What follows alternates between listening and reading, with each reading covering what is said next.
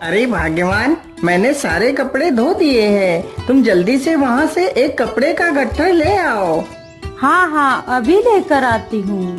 धोबी की पत्नी कपड़े का गट्ठर सिर पर रखती है और मंगलू की तरफ चल पड़ती है। तभी अचानक से उसका पैर जमीन पर पड़े एक पत्थर से टकराता है। बेचारी के जमीन पर गिरते ही मंगलू अपनी पत्नी को उठाने के लिए उसके पास जाता है। अरे भाग्यवान, तुम कैसे गिर गई? तुम्हें ध्यान से चलना चाहिए था। अजी, आप मेरे चलने को क्या दोष देते हो? जो किस्मत में लिखा होता है वही होता है। काश हमारा भी एक पुत्र होता तो यह कार्य मुझे नहीं करना पड़ता, वह हमारी मदद करवाता। लेकिन यह सब बोलकर क्या फायदा? हमारे जीवन में पुत्र का सुख कभी नहीं लिखा। अरे भाग्यवान, तुम दुखी मत हो। यदि ईश्वर ने चाहा तो हमारा पुत्र अवश्य होगा।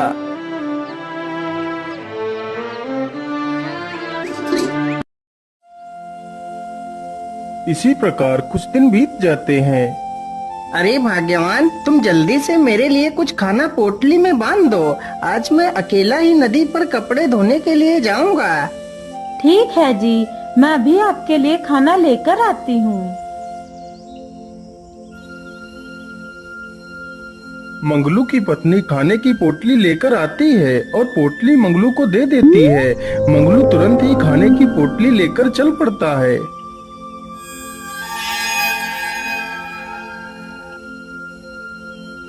मंगलू नदी के किनारे पहुंचकर फिर से अपने काम में लग जाता है।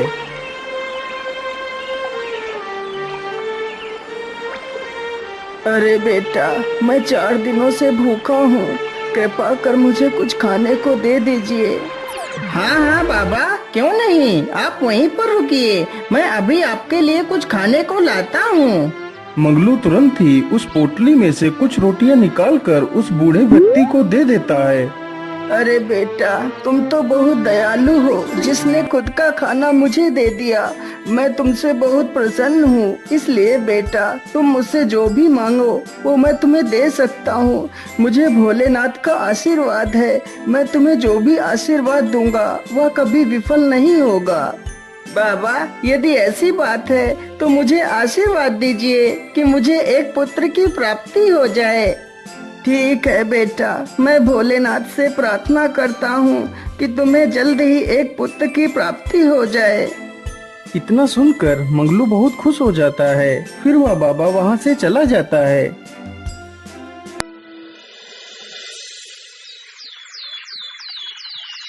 कुछ दिनों में ही मंगलू के घर में एक सुंदर से पुत्र ने जन्म लिया, जिसका नाम मंगलू ने राजकुमार रखा था। राजकुमार धीरे धीरे बड़ा हो जाता है। एक दिन मंगलू की तबीयत ज्यादा खराब हो जाती है। पिताजी, मैंने आपको कितनी बार बोला था कि मुझे भी अपने साथ काम पर ले चला करो, लेकिन आपने मेरी बात नहीं मानी। पिताजी, अब आपको काम करने की कोई आवश्यकता नहीं। अब मैं ही काम करूँगा। राजकुमार को कपड़े धोने का काम अच्छा नहीं लगता था, इसलिए राजकुमार काम की तलाश में शहर की तरफ निकल पड़ता है।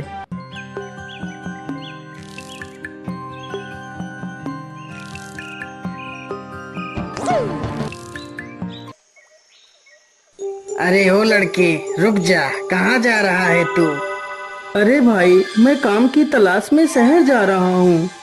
अच्छा, तो तू शहर जा रहा है? चल जल्दी से तेरे पास जो भी है वो निकाल कर मुझे दे दे, नहीं तो हम तुझे मार डालेंगे।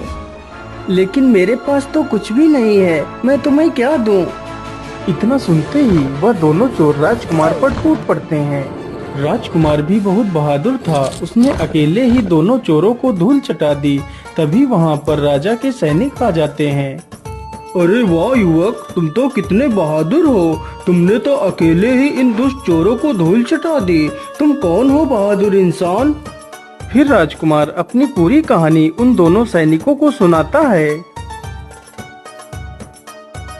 अरे वाह राजकुमार, तुम तो कितने वीर हो। हमारे महाराज को आप जैसे वीरों की आवश्यकता है। चलो हमारे साथ, हम तुम्हें राजा से मिलवाते हैं। राजा तुम्हें जरूर नौकरी पर रख लेंगे।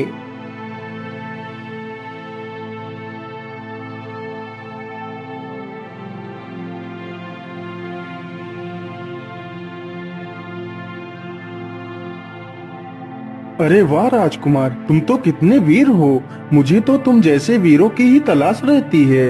राजकुमार, आज से तुम मेरे विशेष अंगरक्षक हो। फिर राजा उसे अपना विशेष अंगरक्षक बना लेता है।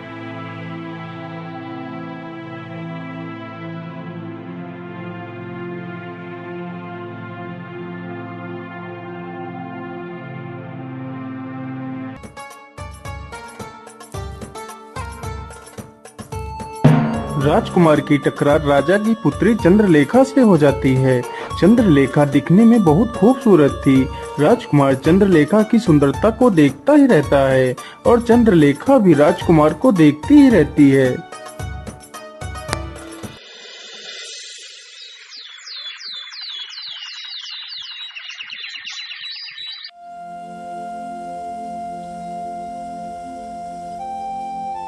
इस प्रकार राजकुमार और चंद्रलेखा दोनों आपस में मिलने लगते हैं। दोनों आपस में बात कर ही रहे थे कि तभी राजा का सैनिक राजकुमार और चंद्रलेखा को देख लेता है और सारी बात राजा को बता देता है। सैनिकों, राजकुमार को जल्दी से हमारे सामने पेश किया जाए। लेकिन राजकुमारी जी, महाराज हमारे रिश्ते को कैसे स्वीकार करेंगे? आप एक राजकुमारी हो और मैं आपका नौकर, भला हमारा रिश्ता कैसे हो सकता है? राजकुमार, जल्दी से चलो, तुम्हें महाराज ने बुलाया है।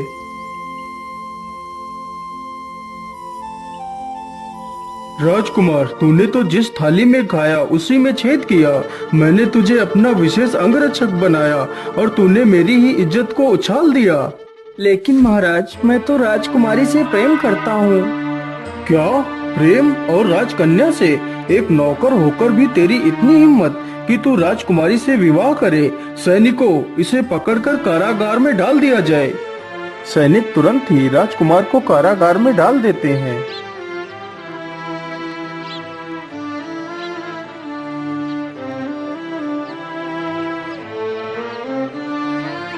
आप लोग चिंता मत करिए, मैं आपको कुछ स्वर्ण मुद्राएं देता हूँ। आप फसल को दोबारा से बोइए। यदि ईश्वर ने चाहा तो फसल इस बार अच्छी होगी। मंत्री जी, 100 स्वर्ण की मुद्राएं लाइए। मंत्री तुरंत ही 100 सोने की मोहरें लेकर आ जाता है। महाराज, अब आप ही इन मुद्राओं को इन गांव वालों को दे दीजिए। राजा जैसे ही सिंहासन से नीचे उतरता है, तभी अचानक से राजा का पैर फिसल जाता है और राजा जमीन पर गिर पड़ता है। सभी लोग जल्दी से राजा को बिस्तर पर लिटाते हैं। अरे महाराज, ये क्या हो गया आपको? हे प्रभु, ये क्या अनर्थ कर दिया? महारानी जी, आप परेशान न होइए, बस थोड़ा सा बुरा वक्त है। यदि ईश्वर ने चाहा तो यह बुरा वक्त भी जल्दी ही कट जाएगा। लेकिन महाराज, आपके इस हालात में रहते हुए हमारे राज्य की देखरेख कैसे हो पाएगी? राज्य सभा को कौन चलाएगा? महारानी जी, आप चिंता न करिए, राजगद्दी को हमारी बड़ी पुत्री चंद्रलेखा संभाल लेगी। लेकिन महाराज, चंद्रलेखा ही क्यों? हमारा पुत्र भी तो राजगद्दी को संभाल सकता है। नहीं महारानी जी, हमारा पुत्र राज्य गद्दी के लायक नहीं है। वह स्वभाव से बहुत ही अहंकारी है, वह राज्य को संभाल नहीं सकता। राजा की ये सारी बातें चंद्रवीर छिपकर सुन रहा था। अच्छा, तो हमारा पिता ही हमारा भला नहीं सोच रहा, राज्य गद्दी पर हमारी बहन को बिठाएगा। मेरे रहते हुए मैं राज्य गद्दी पर किसी को नहीं बैठने दूंगा। उस राज्य गद्दी पर सिर्फ मेरा ही अधिकार है। राजकुमार चंद्रवीर अपने साथियों के पास जाता है और उन्हें सारी कहानी सुनाता है। लेकिन राजकुमार जी, हम महाराज को कैसे मारेंगे? अरे झिमरू, हम लोग आज रात ही महाराज को बंदी बनाकर ले चलेंगे और जंगल में फेंक देंगे। जंगल में कोई ना कोई जानवर महाराज को खा जाएगा। आधी रात होते ही सैनिक तथा चंद्रवीर मिलकर राजा को बंदी बना लेते हैं।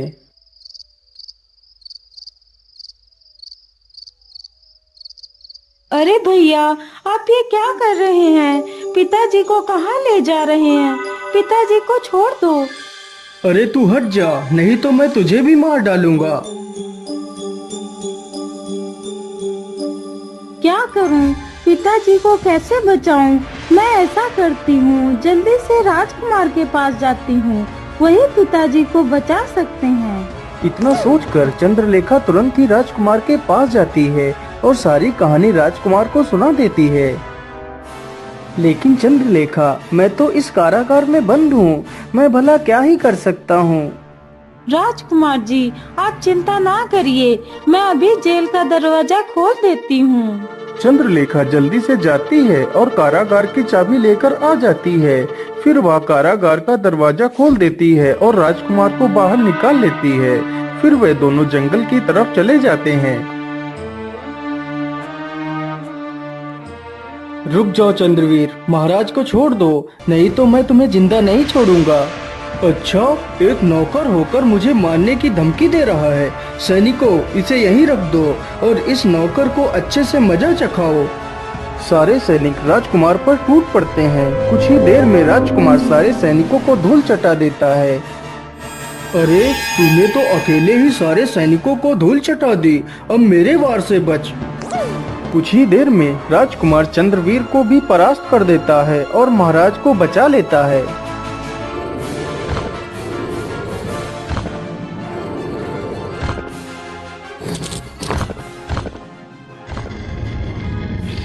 वाह पुत्र वाह, तुम तो कितने वीर हो। मैंने तुम्हें गलत समझा पुत्र, मुझे माफ कर दो। नहीं महाराज, आपसे कोई गलती नहीं हुई। एक पिता होने के नाते आपका ऐसा करना उचित था। बेटा, मैं आज अपनी पुत्री चंद्रलेखा का विवाह तुमसे करना चाहता हूँ और इस राज्य गद्दी को तुम्हें सौंपना चाहता हूँ। फिर राजा उन दोनों का विवाह कर देता है और राजकुमार को ही उस राज्य का राजा बना देता है।